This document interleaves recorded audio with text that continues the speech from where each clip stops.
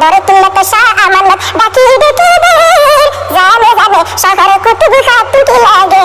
নাউযু বিল্লাহি মিন যালিক। সেই ঐতিহাসিক হারাম আরেকটা তার বাবার খতিয়ান নিয়ে আসছে। আন্দর কিল্লার শাহ আমানত ডাকি ডাকি দেয়, জানে জানে শহর কুতুব কাত্তুন কি লাগে।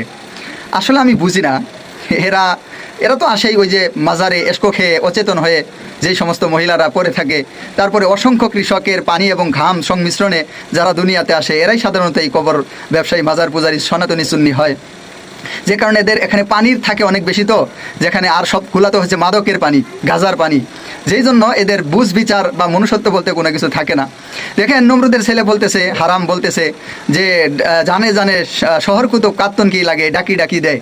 তো ডাকি ডাকি দেয় তোমার আব্বারা, এই যে ডিজে তাহিরি, তারপরে ওই যে আরও কি আজহারি মাঝহারি, তারপরে এই যে সনাতনী সুন্নি ধর্মের কত মাজারের ছেলে এবার যে নির্বাচনে দাঁড়াইলো, একটাও তো পার হইতে পারলো না। তো তোমার বাবা ডাকি ডাকি দেয়, তাহলে এদের কি ডাকি ডাকি দিল না? কাত্তুন কি লাগে সে যদি তা জানে এবং পূরণ করে দেয়, তাহলে তোমার আব্বারা যে একজনও পাশ করতে পারলো না, তখন তোমার ওই মাজারের আব্বা কই ছিল?